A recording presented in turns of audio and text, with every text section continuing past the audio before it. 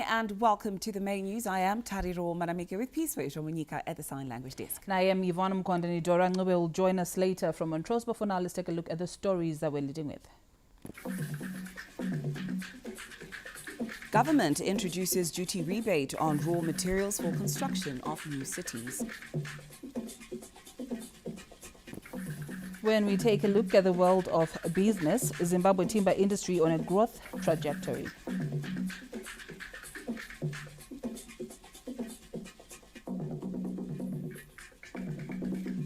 And in sport, Ngezi Platinum Stars thrash Hwange Football Club 6-0 at Baobab Stadium. Those were our headlines. We now take a look at the leading story. Treasury has announced a rebate or partial refund on selected imported raw materials for the construction of new cities across the country. Our business editor, Stanley James, gives us the details. A statutory instrument 170 of 2024 issued this Friday states that under the arrangement, regulated authorities may grant a rebate or partial refund of duty on capital goods and materials imported by the approved contractors. The move, which is in line with the government's development agenda, however, excludes motor vehicles, fuel, cement, consumables, and other materials available in Zimbabwe.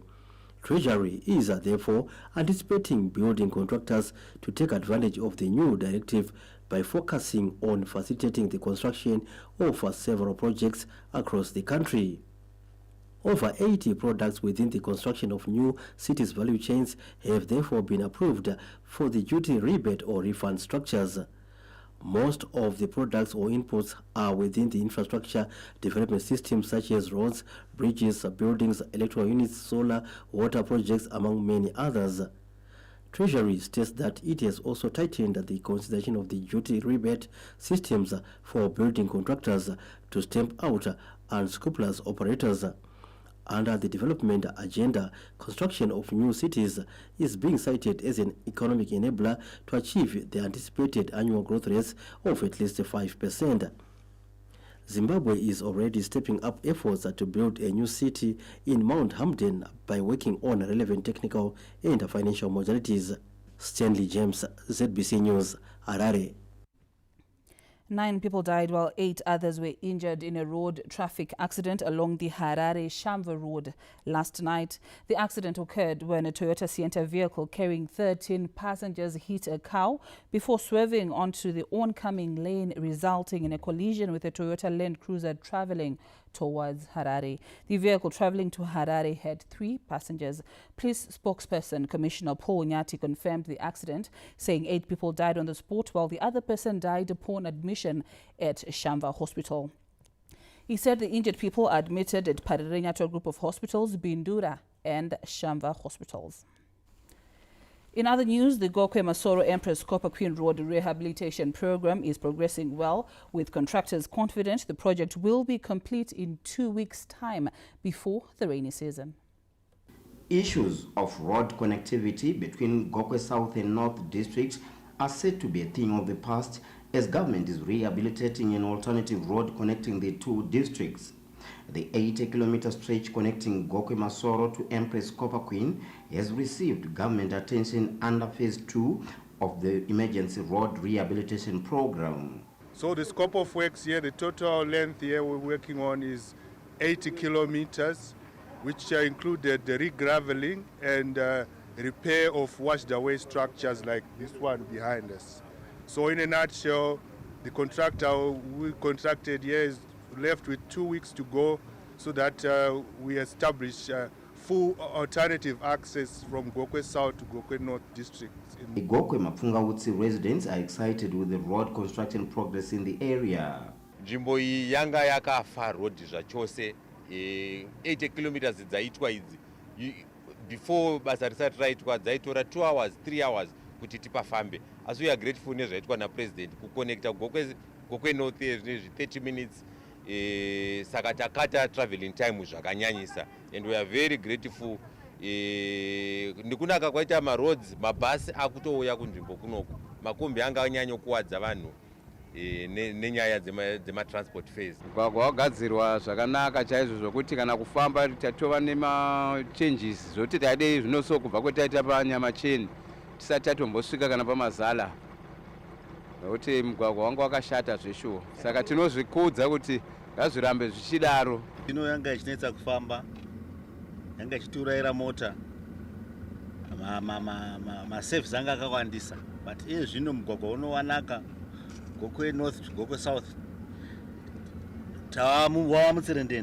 Government is confident the completion of the road rehabilitation program will improve the social lifestyle of the local people. Wawukaitwa mugwagwa inenyaya yekuti bridge redu resasame rakatogwa nemafashanu emvura.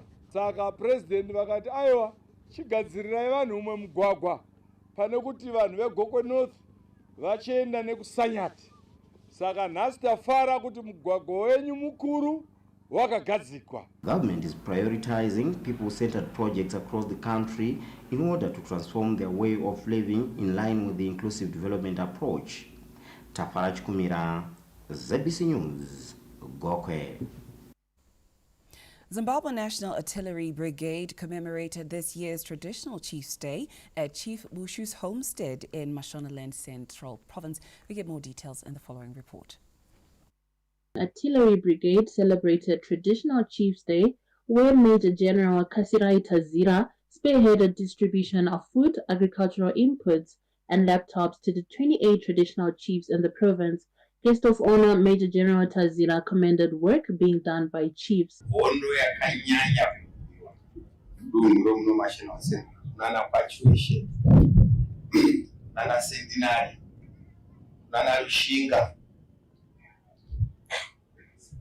Asi kuti hondo iyi ifambe zvakanaka, madzimambo vanga vagara pasi nemauto osungunuko, vanhu vosungunuko vakabvumirana kuti hondo ngaizvi.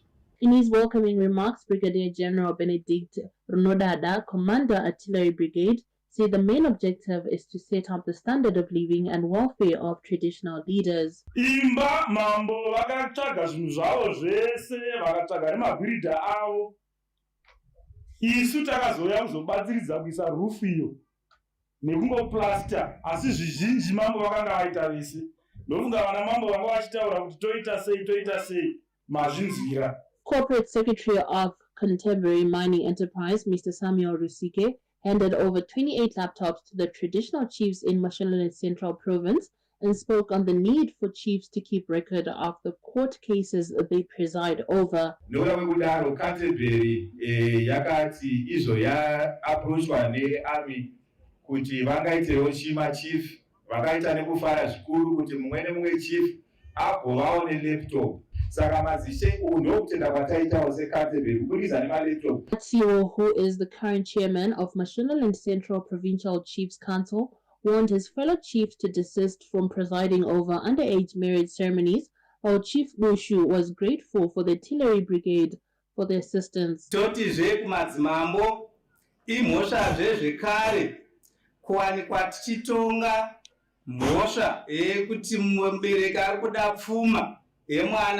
Below 18 years. Mutemo auchatendera izvozvo. The Second Republic has prioritized the welfare of traditional leaders through the provision of service vehicles, Zundira Mambo, to ensure they oversee the development of communities across the country.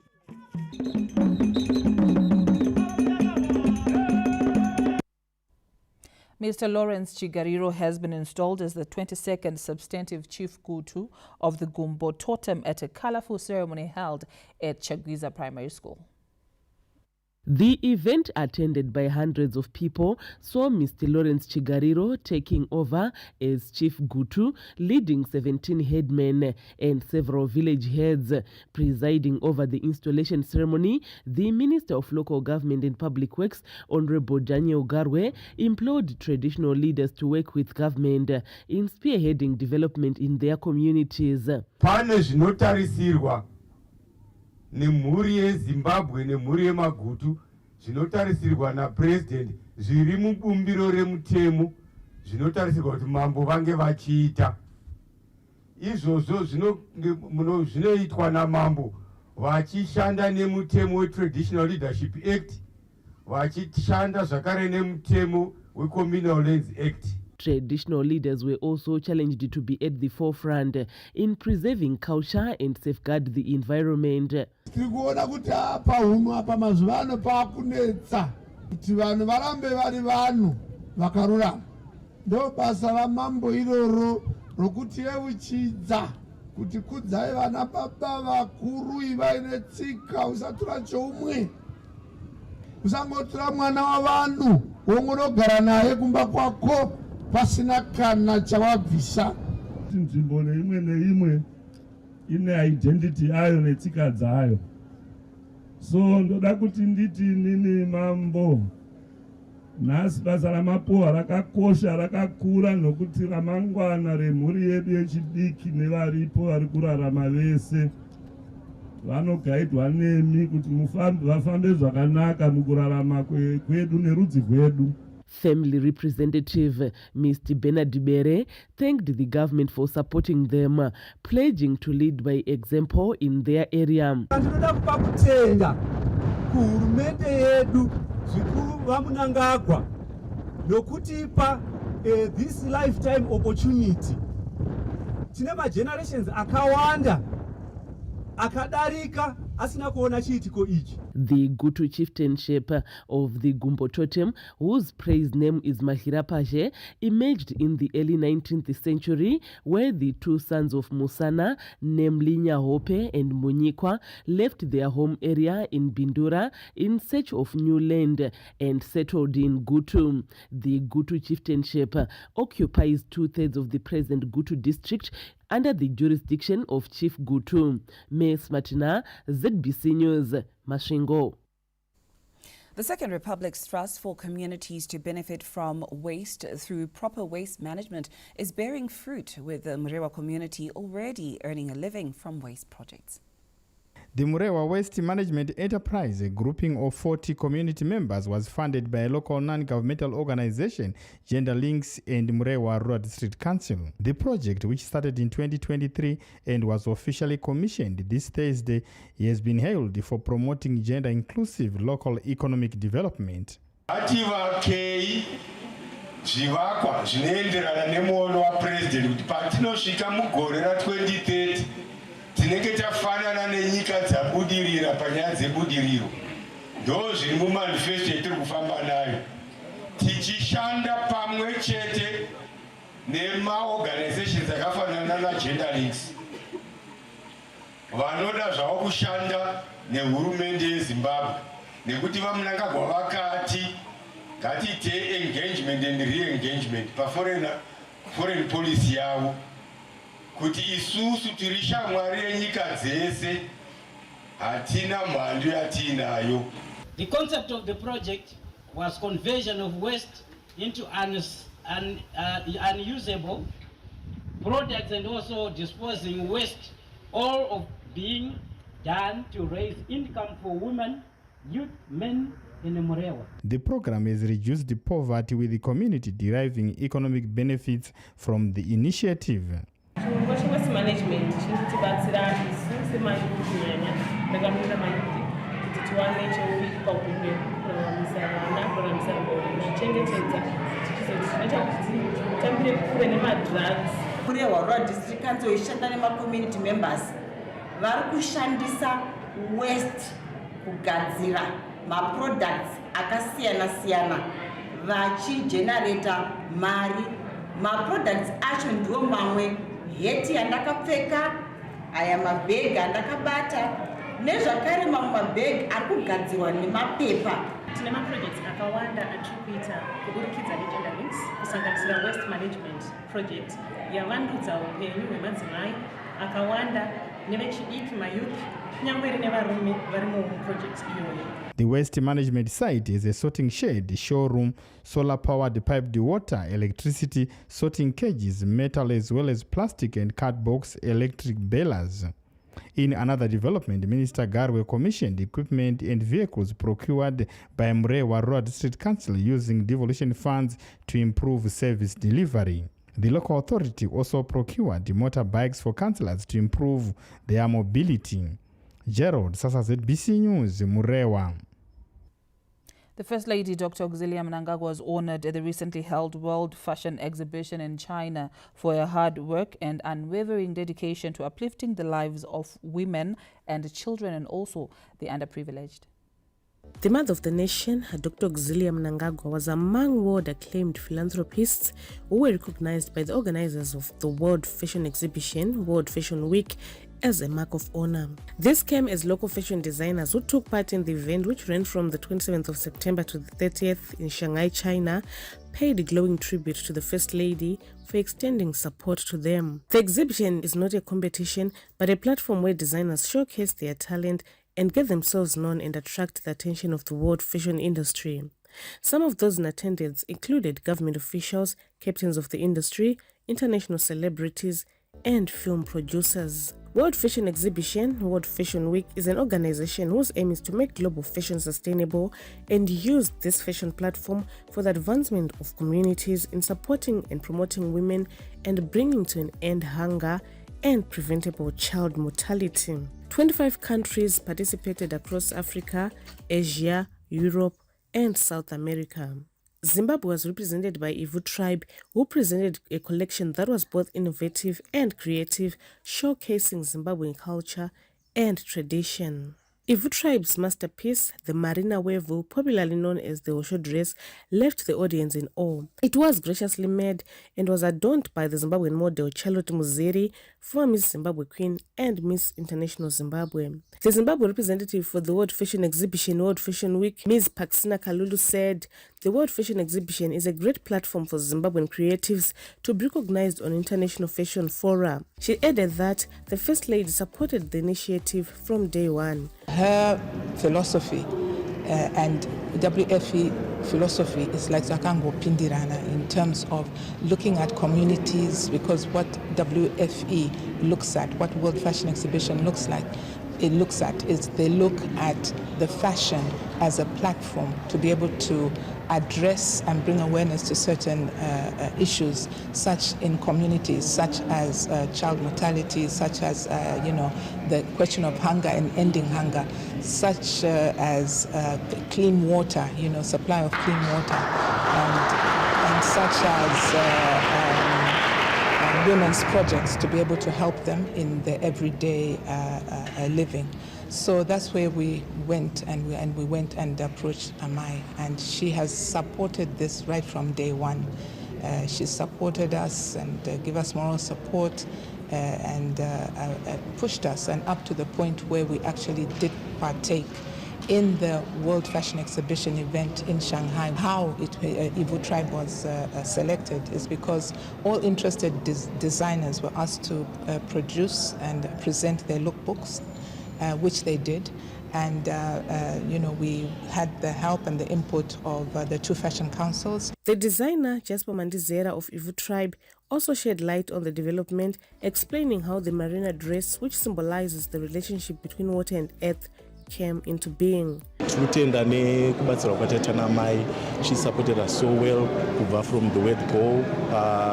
Takavapira nyaya yedu. So it's an honor for me because I was selected to represent Zimbabwe in China, Shanghai, and I learned a lot. And we need to teach other designers kuti zvinofamba sei and zvakamira sei, because ndaisangomirira ini chete, ndaimirira madesigners ese.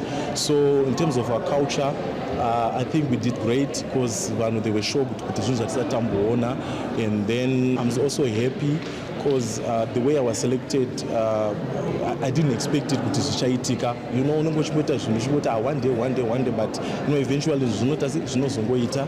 It was hard sometimes kuti tibude nezvinhu zvatinoda kuti tibude nazvo, because we had to, uchigadzira government, we had to explain a lot kuti chikumirira zvakati, but we managed to come up with something. So dress redu rinoreva kuti rinonzi Marina Wave. We had to name it Marina, meaning from the sea, wave, meaning of the soil. So it's from the sea to the soil coming up together. And then we have this kind of, trees, environment, you name it. The glorious piece was made out of luminous stones that glow in the dark, serving as a symbol of radiance. The dress is also embellished in cowrie shells, a symbol of womanhood, fertility, birth, and wealth. The masterpiece was tailored in jute, popularly known as sackcloth, which in this groundbreaking moment symbolized the strength of a Zimbabwean woman. Both the designer Ivu Tribe and the model Charlotte Muziri attracted the attention of many, including world-renowned celebrity fashion photographer Robbie Merritt and movie Netflix producer Stevie Chikorio and well-known actress and film producer Carla Otters. Colette Msanyera, ZBC News, Harare. Wow, that's spectacular. Now, remember, you can visit our website. That's www.zbc News Online. And you can also follow us on our X handle Facebook page and also subscribe to our YouTube channel at ZBC News Online. I beg your pardon, our website is www.zbcnews.co.zw. Now, stories still to expect in this bulletin. Zimbabwe timber industry on a growth trajectory.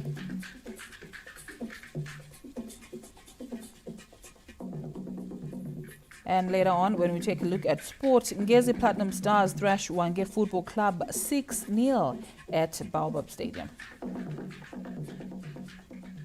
Do stay tuned for those stories and more coming up after this break.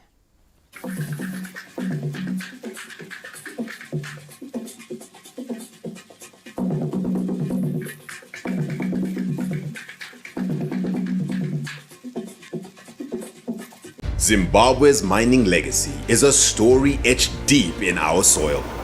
It's a tale of hard work, resilience, and human ingenuity in unearthing riches and building a nation. This commitment to progress continues as mining industry players continue to unlock the vast potential of our mineral reserves, driving economic transformation through innovation, mineral beneficiation, and value addition. Are you ready to be part of the next chapter? Explore cutting-edge advancements and discover endless opportunities in Zimbabwe's expanding mining value chains at the 27th edition of Mine Entra, taking place from the 9th to the 11th of October 2024 at the Zimbabwe International Exhibition Center in Bulawayo. Register via our website www.zitf.co.zw. Mine Entra 2024, Unearthing Success, the Mining Value Chains, Innovation and Industrialization Nexus. Shark on the line. He took my fish. Did you see that? I just was like, what? I really want you to find someone nice who would mean the world to you and make you so happy. Bernardo Silva, Stones, Foden, a little bit of time. Oh, what a shot! What a goal! What a player!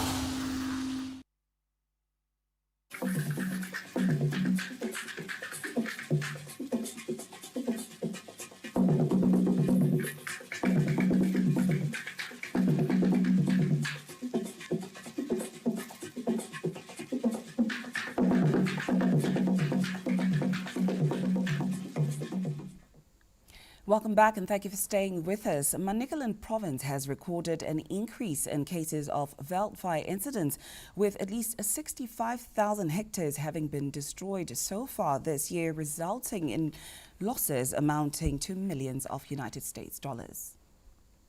Field fires have reached alarming levels in Manicaland province, with the area burned increasing by 279% this year. The Environmental Management Agency, EMA, reviewed the latest statistics, highlighting that Nyanga is the hardest hit. Manicaland province has lost 64,901.38 hectares to wildfires during the fire season so far. This represents a 279% increase if we compare to the same period last year. And we are quite worried in the sense that most of these fires that we experience in the province occurred in our timber estates, where 30,000 hectares of timber estates have been lost, and again 20,000 hectares of land in the parks area has also been lost, and we are quite worried. State-owned Allied Timbers revealed that it has lost a resource amounting to $2.3 million United States dollars as a result of the increase in the acreage of plantations destroyed by field fires. I can confirm that as of today, we have lost 2,300 hectares of resources through the wildfires, as compared to the full year last year of only 1,100 hectares that we lost. And this year's value that we've already lost as a result of wildfire is 2.3 million USD down the drain, young forest, and this is going to affect us, particularly when you look at the few resources that we have and our regreening efforts to try and plant as much as we can.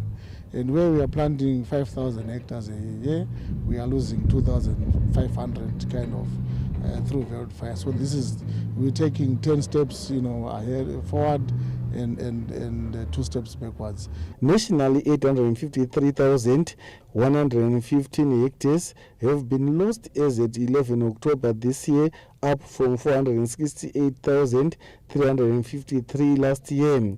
Manicaland province recorded 2 fatalities caused by field fires in Makoni and Chipinge districts. Kenya's Chivuje. ZBC News, Mutari. Traders at Mbare Musika have appealed for assistance in order to scale up the reconstruction process following a devastating fire which caused damage worth thousands of dollars at the market.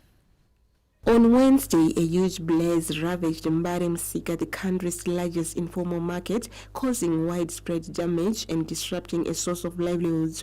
Despite being unfit for business, traders have already trooped back into the market to sell their wares, citing it is their only source of livelihood.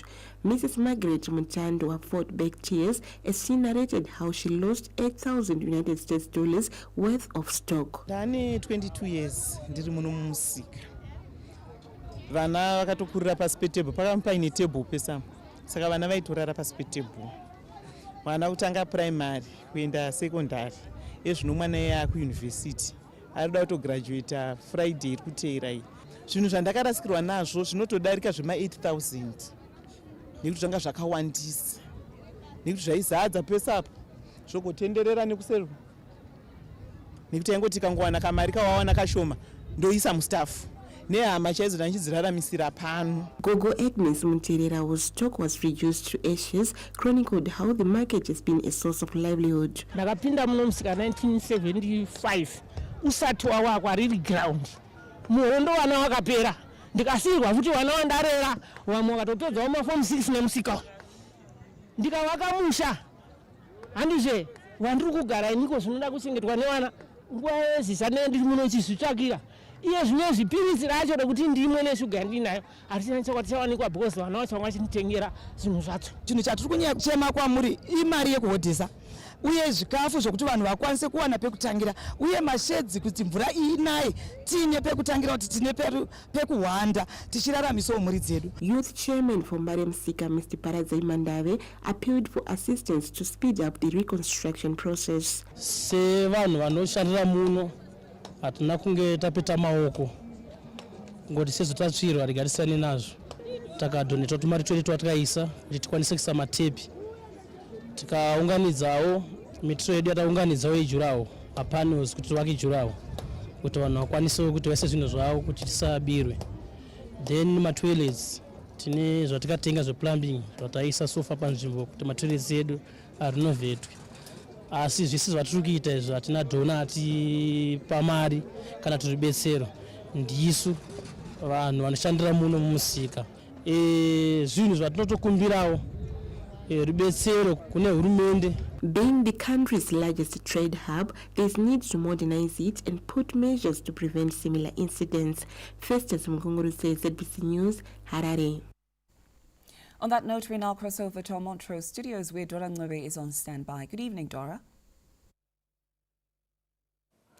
Thank you so much, Terry and Yvonne. A lovely evening to you and a lovely evening to our viewers. We continue with our next report. Collaborative efforts between the country's security forces and the tourism sector have been cited as key in bolstering confidence in Destination Zimbabwe. This came out at a tourism indaba held by the Zimbabwe National Defense University in Bulawayo this Friday. A tour of Zimbabwe's key tourism destinations by the Zimbabwe National Defense University officials, as well as security forces from other African countries as part of a 2-week course, culminated in a tourism indaba that brought together tourism stakeholders in a bid to educate the country's defense personnel on essential policies. Foreign defense dignitaries who participated in the course applauded Zimbabwe's tourism sector, citing how the tour was an eye-opener to the country's rich history and heritage. The tourism destination in Zimbabwe are very rich historically. They tell a lot about Zimbabwe as a country, the Zimbabweans as a community, and as Africa at large. These are some of the places that people are supposed to tour and see how Africans used to live. It's a tourism attraction that is rich in terms of the cultural aspects of it, and of course the historic complexities that are there, especially to do with the roads. It has been pointed out clearly that Zimbabwe is a destination that is yet to actually to be visited even by more. So far, the numbers are promising, but there's still much more in terms of the marketing that is supposed to be done to attract more and more tourists. With the tourism sector being a pivotal player in the country's economy, the country's armed forces have reaffirmed their commitment towards ensuring Zimbabwe is a safe destination. It is important for everybody to collaborate in tourism, in security, because we are all Zimbabweans. It is in our interest to ensure that our country is properly marketed, that when people come here, it's a safe destination, at the same time that we don't use tourism to bring in unwanted criminals, unwanted stuff like drugs. The course brought together participants from 7 African countries, namely Zambia, South Africa, Tanzania, Namibia, Kenya, Nigeria, and Zimbabwe. Grace Sibanda, ZBC News, Bulawayo. The 61st National Social Security Authority's Safety and Health Conference ended in Victoria Falls this Friday, with recommendations being made to employers and employees to work together in making the workplace safe. The conference came at a time statistics from NASA indicate that Zimbabwe has so far this year recorded 70 deaths and over 49,000 workplace injuries. A number of recommendations were made at the conference, and issues on climate change, mental health also took center stage. We want to introduce a module, a very specific module, to deal with mental health issues so that we are able to capacitate industry. We want to capacitate industry players to begin to develop their own mental health specific programs within the context of their safety and health programs. This is a call which was made by the conference for organizations to appreciate the extent of climate change on the impact of workers' safety and health. Other resolutions include a call to incorporate emerging technologies to detect and prevent accidents at the workplace, adhering to the provisions of Vision Zero and the inclusion of environmental social governance in occupational safety and health programs. The delegates acknowledged that the conference was an eye-opener. Zero harm struck me the most. And the key takeaway for me there is that zero harm is indeed possible. My major key takeaway was the issue of ESG. It's now the modern social license to operate. My major key takeaways was the role of technology in pushing or in fostering forward the vision of zero harm. Work-related accidents are detrimental to production at the workplace, costing the economy millions of dollars annually. Tichaona Kurewa, ZBC News, Victoria Falls. The first group of students enrolled under the new agriculture curriculum, Agriculture Education for Development, have graduated at Esigodini Agriculture College. SC Godini Agriculture College held its 26th graduation ceremony this Friday, where the first group of the 126 students trained under the new curriculum AE4D 5.0 launched by the Ministry of Lands, Agriculture, Fisheries, Water and Rural Development in 2021 graduated with diplomas. Among them was the duo of Mandla Sivindi and Ngoslati Liva, who got starter packs in the form of heifers from stud breeders. Since ngiwine iheifer ngikhangelele ukuthi ngenze i-breeding. This curriculum is about being entrepreneur. So start my own entrepreneurial projects that I can manage to sustain myself. I've got a goal to do, which is since it's one breeding, I have to make a plan to produce pure breed from it. If it means buying a semen or what, I'll try to do that. The college, which recently established a livestock innovation hub, has become a shining example of a modern agriculture college. Our focus this year has been on developing a climate-resilient farmer practice through a breeding of Kalahari, red, and also Matabele goat, where we are equipping our students and our local farmers with the tools to navigate the challenges of climate. You have made history as the first cohort of graduates under this innovative 5.0 curriculum. You are now equipped with the knowledge and skills necessary to contribute to the transformation and modernization of our agriculture sector from the village level. Under the new curriculum, students were imparted with knowledge for development skills. Vision 2030 of an empowered and prosperous upper middle income society, eloquently enunciated by the President, His Excellency, Dr. E.D. Mnangagwa, requires a new education paradigm, as agriculture is at the core of rural development, rural transformation to power the improvement of livelihoods. Of the 126 graduates, 68 are female and 58 male. Providence Maranelli, ZBC News, SC Godini. And well, that's it from us here at Montrose. Yvonne Ntari, it's back to you. Thank you very much for that, Dora. Indeed, we continue with the main news from our Pocket Hill studios.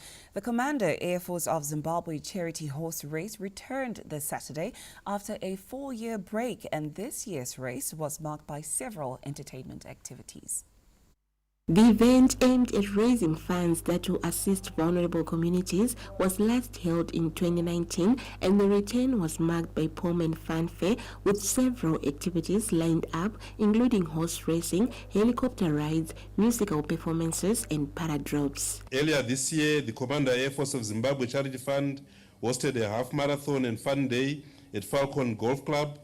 Today is another endeavor to raise funds that will be channeled towards charity projects. In the same vein, appeal to all of us here to take ownership of the interventions and go out of our way to source donations from our friends and in some cases business partners to assist the less privileged people in these communities. Commander Air Force of Zimbabwe Air Marshal Jacob Njede expressed gratitude for the support rendered. It is heartening to note that you have all positively responded to the invitation to attend and request to pay for seats in support of the fundraising efforts by the Commander Air Force of Zimbabwe Charity Fund.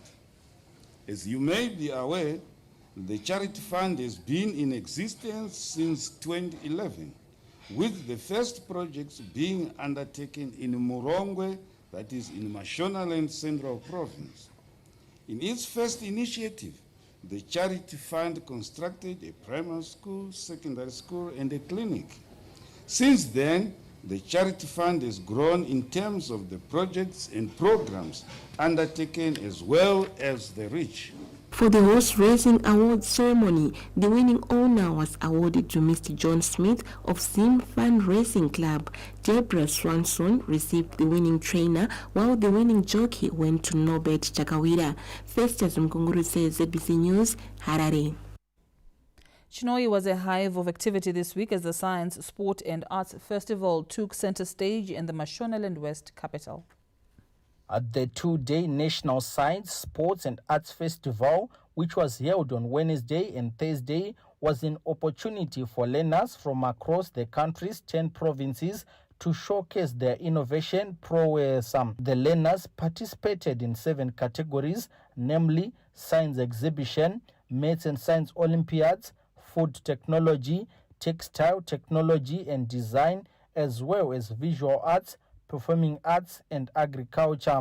So unokwanisa to a chance and to prove to the world what you are capable of doing. Okay, so panapa ndo patinotokwanisa totangira. Okay, so my young people will find out kuti vanhu vazhinji vechidiki vane zvakawanda zvavanogona but havana kuexpress it. Ma exhibitions ari kubatsira wana neexposure like izvozvi tikaonawo matables amwe akaiswa maherbal zvekumidlands taakukwanisa kutorawo, zvekubulawayo taakukwanisa kutora, ivo vachitorawo yedu tichishandisa tichisimbisa base redu remaherbs remuzimbabwe. Shukwana experience dzimwe nguva tikaenda tinokompita nemamwe maschools tonodzidzawo zvimwewo zvatisingazivi isusu. Apart from scientific and technological innovation exhibitions, poetry and other arts played added color to the event.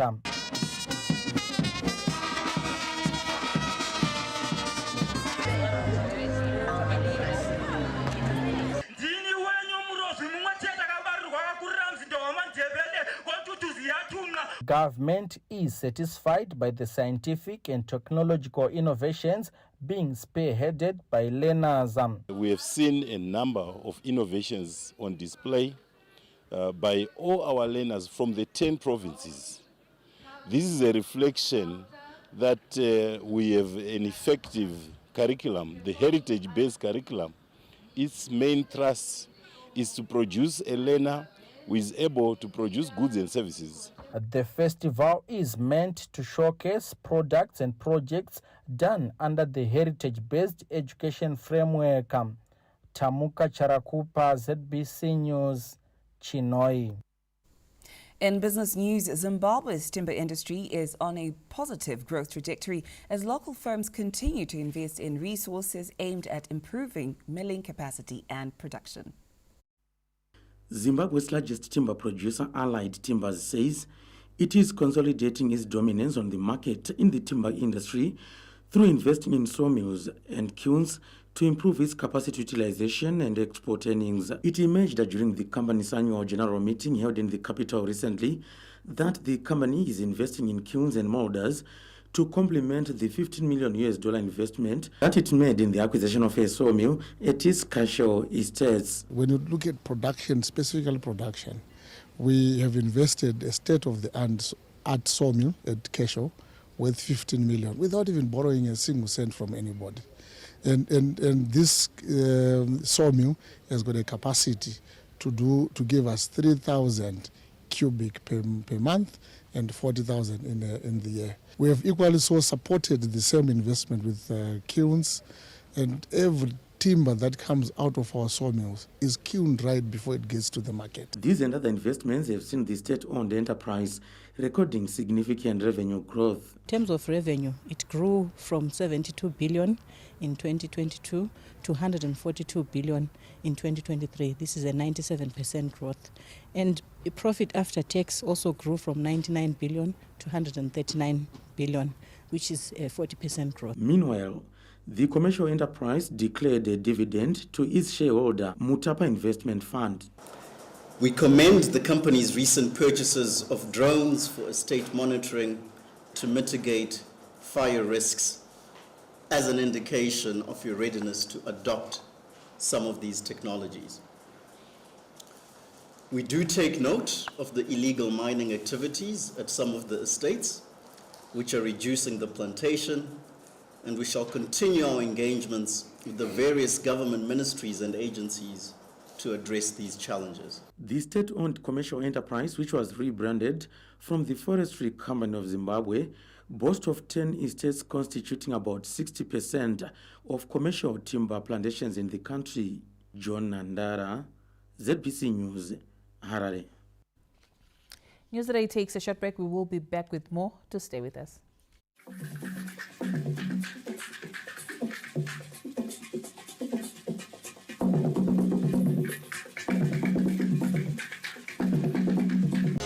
Join us for the Zimbabwe Broadcasting Corporation's annual golf tournament on November 8, 2024 at the Royal Harare Golf Course. This event celebrates partnerships and excellence, offering a day of great golf and valuable networking. Whether you're a seasoned golfer or a novice, this is your chance to showcase your skills and have fun.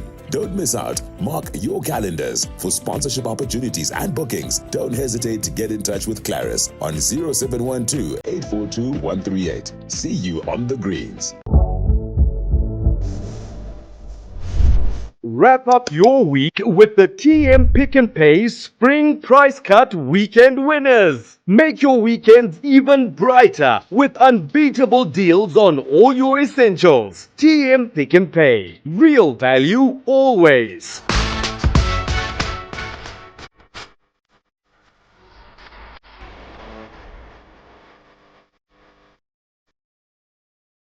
Want to pay for your DSTV account or renew your DSTV subscription? Dial *151# to pay for your DSTV with your EcoCash USD wallet anywhere, anytime, and get connected instantly. No need to wait in a queue or ask anyone to pay for DSTV anymore.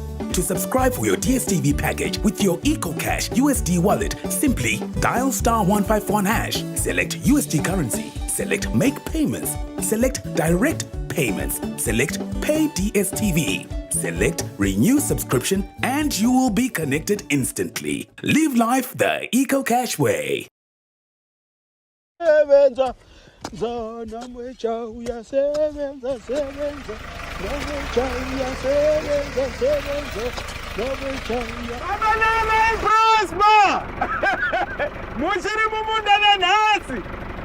Arutiko. Penga uyu. Umoti zvinosiyana kani. Isoma tatokumuka.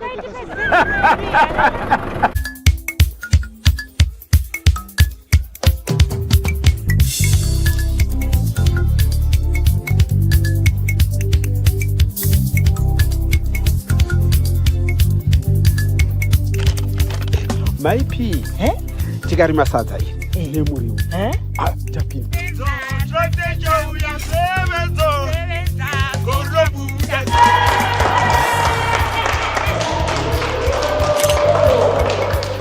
Enter the Seed Go Farming promotion and stand a chance to win.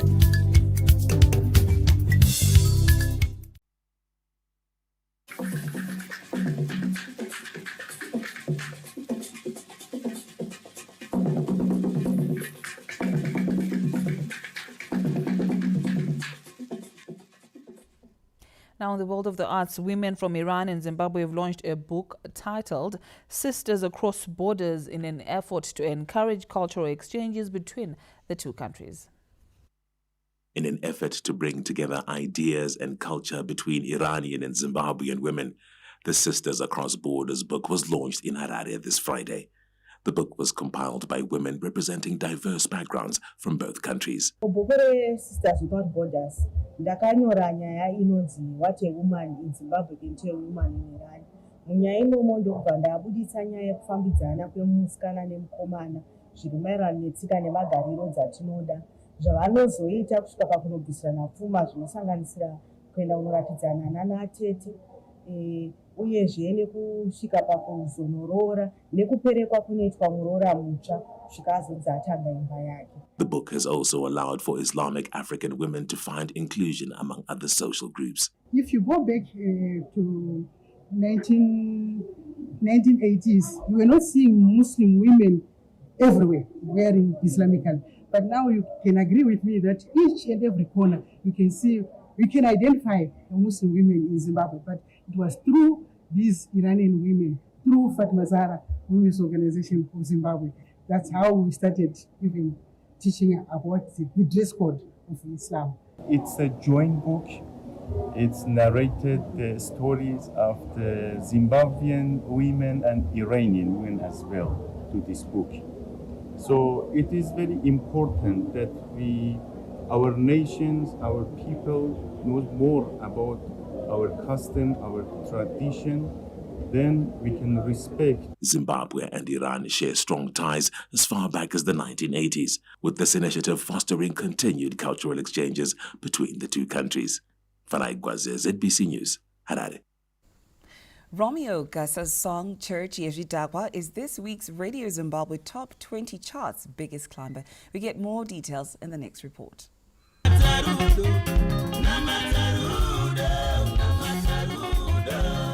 Romeo Gasa's Church Yezvidakwa is this week's biggest climber, making it to number 6 position from position 12 last week.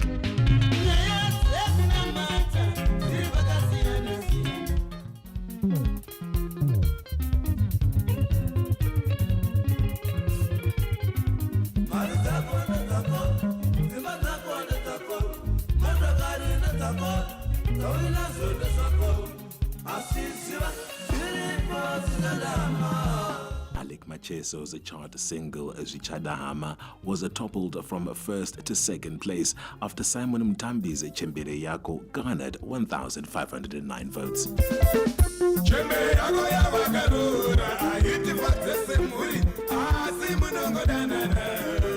The biggest loser on the charts this week is Holy 10, with Madafela dropping from 10th to 18th place. Farai Gwaze, ZBC News, Harare.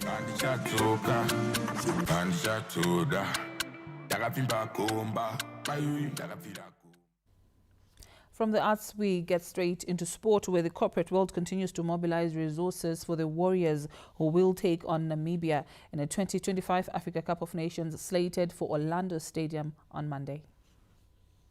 Zimbabwe beat Namibia 1-0 on Thursday and are now preparing to face the same opposition in the reverse encounter set for Monday. The Warriors have slipped down to second position after Cameroon walloped Kenya 4-1 to claim a top spot in Group J on 7 points, while the Warriors have 5 with Kenya on 4, while Namibia are yet to get a point. Their preparations to qualify for the 2025 Africa Cup of Nations have been boosted by corporates that have been rallying behind the Warriors. To date, Beta Brands have come in as the kit sponsor, while South African-based insurance company Zororo Pumlani have come on board as the official logistics partner for the Warriors. We came on board to also just show our support for the Warriors. I think facing Namibia, it's a really crucial encounter, so we also wanted to rally behind the Warriors. That's why we also came through with transportation for the Warriors, so that they can also be able to travel in comfort and not worry about transport logistics. The top 2 teams in the group will qualify for Morocco 2025. Meanwhile, former Warriors players based in South Africa and Zimbabwe have been mobilizing support for the team. Lawrence Trusida, ZBC News, Johannesburg. Reigning champions Ngezi Platinum Stars thrashed struggling Hwange Football Club 6-0 at Baobab Stadium this Saturday, catapulting themselves to 3rd place in the Castle Lager Premier Soccer League. Hwange threatened early but failed to capitalize on their chances. Ngezi Platinum's marvelous Mukumba proved instrumental, providing crucial assists for the goals. Takunda Benura opened the scoring in the 16th minute, followed by Tanaka Munemo's strike 6 minutes later. Obrio Chirinda sealed the lead at halftime with a half-an-hour strike. In the second half, Takunda Benura added his 7th goal of the season, extending Ngezi's lead to 4-0. Benura came back again in the 61st minute to make it a brace before completing a hat-trick, sealing a 6-0 victory which earned him the player of the match. Hwange, battling relegation, failed to respond. The victory propelled Ngezi Platinum Stars to 3rd position with 46 points, surpassing Islanders and Manika Diamonds, who have 44 points. Simba Bora maintains a commanding lead with 60 points, 14 points ahead of Ngezi. The action continues on Sunday with a rescheduled fixture between Dynamos and Chicken Inn at Rufaro Stadium. The Zimbabwe women's national football team coach Sitetelelwe Sibanda has announced the provisional squad ahead of the 2024 COSAFA Women's Championship to be held in South Africa this month. A 30-member squad dominated by local players from the Women's Super League clubs was announced this Saturday. Reinforcing the squad are South Africa-based goalkeeper Cynthia Shonga and midfielder Pismo Kenende. With a blend of experience, skill and determination, the balanced squad is poised to make a strong impact at the regional tournament to be held in Port Elizabeth from the 22nd of this month to the 2nd of November. The tournament will feature 14 countries, with Zimbabwe being drawn in Group D alongside Lesotho, and Mozambique. The Mighty Warriors will begin their preparations this Sunday, trooping into camp to fine-tune their strategy. The goalkeepers are Cynthia Shonga of Richmond Ladies in South Africa, Vanessa Lunga of Chapungu Queens FC, Precious Mujigiwa from Black Rhinos Queens FC, and Miriam Ali from ZRP Queens FC. The defensive lineup includes Agnes Tumbare from Yerentos Queens FC, Novukosi Ngobe of Chapungu Queens FC, Alice Moyo of Yerentos Queens FC, Sheila Antonio from Chapungu Queens FC, Fiona Kabera from Conduit Soccer Academy, Purity Mugai from Black Rhinos Queens, Lorine Mupasi from FC Platinum Royals, and Fortunate Ngocho from Black Mambas Queens FC. The midfield features Talent Chimbadzo from Shisham Queens FC, More Life Nyagumbo from Faith Drive Academy, and Net Chemere from FC Platinum Royals, Daisy Kaitano from Black Rhinos Queens FC, Peace Mo Kenende from Richmond Ladies in South Africa, Natasha Ndoa from Chapungu Queens FC, Shailene Ambamuromo from Yerentos Queens FC, Nadia Semba of Correctional Queens FC, Edeline Mutumbami of Chapungu Queens FC, Tanyarazo Chiworo from Maninki Youth Soccer Academy, and Patience Ndlovu from Islanders Royals. The strikers are Ethel Chinyere from Chapungu Queens FC, Maud Mafurise from Yerentos Queens FC, Privilege Mpeti from Black Rhinos Queens FC, Prainance Shawanda from Yerentos Queens FC, Christabel Katona of Black Rhinos Queens FC, Kudakwashe Basopo of Black Mambas Queens FC, and Michelle John from Harare City Queens FC. The Premier Netball League has held Pink October Netball Tournament at the Chitungwiza Aquatic Complex to show solidarity with those battling cancer. Chitungwiza played host to 17 netball teams this Saturday as the Premier Netball League and its sponsors held a charitable tournament in the town to commemorate the Breast Cancer Awareness Month. The noble initiative received buy-in from the national team, the Gems, who took time off their preparations for the Celtic Cup to participate at the event. Meeting and playing netball, if I may say, to be specific, and also being able to spread the word about cancer and how can we fight cancer together as a nation is something really good. We know that breast cancer normally it affects women, so it is a way of us as PNL plowing back into the community by having these games as well as fundraising, so that if we manage to raise something, we'll channel it towards the Cancer Association of Zimbabwe. Over 90% of the people who are here, they are women. So we are trying to bring to them awareness so that they can go and be tested, to go and be screened as early as possible. Because these cancers, they are very well managed for as long as somebody is diagnosed in time. In its infancy, the event was well attended with 6 league teams playing against 7 corporate teams and 5 social teams as part of fundraising. Screening and counseling services were also offered at the event. Reynold Ngwarati, ZBC News. Let's get the way of the weather from the Met Services Department.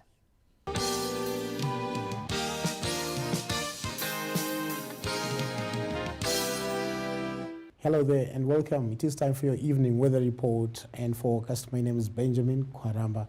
Well, sunny and hot conditions were experienced over the southern parts of the country, while areas to the north had some partly cloudy conditions and it was generally hot. And we had some thunder shower activity, particularly over Mashonaland West and some parts of Mashonaland Central. And in the satellite images received this afternoon, we see the cloud that affected the northern parts of the country.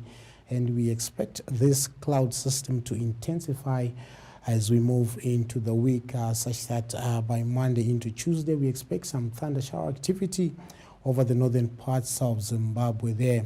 And the cloud should continue into Wednesday and Thursday. Now, for the minimum temperatures expected tomorrow, we expect Harare to have 16, the same for Mutare, Bulawayo with 17, 18 degrees Celsius at Gwanda, Chirezi 19, Victoria Falls 20, 23 at Kariba, 18 and at Gokwe, the same with Lupane. And for the maximum temperatures expected tomorrow, very hot conditions over the Zambezi Valley, where 38 is expected at Kariba, Victoria Falls with 34, 37 at Chirezi, 33 Mutare, Harare with 32, Bulawayo 35, 38 at Lupane, Gokwe with 34, Gweru with 33 degrees Celsius. Now for the detailed weather forecast as we move into the week. Sunny conditions at Bulawayo tomorrow with a maximum of 35. Chinhoyi, some cloud there with a maximum of 35 on Sunday and on Monday. Again, sunny conditions tomorrow at Gwanda, windy conditions on Tuesday and Wednesday. Gweru, again, sunny conditions expected. The maximum temperatures in the lower 30s. Harare, again, partly cloudy conditions expected tomorrow. Kadoma, again, some partly cloudy conditions expected, 36 and 35 on Sunday and Monday. Kariba, 36 and 35 on Tuesday. Lupane, again, some sunny conditions expected tomorrow and Monday. Kwekwe, 36 and 35 on Sunday and Monday, respectively. Masvingo, sunny conditions expected with windy conditions to set in on Tuesday. Matopos, again, mostly sunny, windy conditions expected on Wednesday. Nyanga, cool conditions under some partly cloudy conditions. Victoria Falls, maximum of 37 is expected on Monday. Well, that does it in tonight's edition of the Weather Report and Forecast. Let's make a date again tomorrow at the same time. Good evening, Zimbabwe.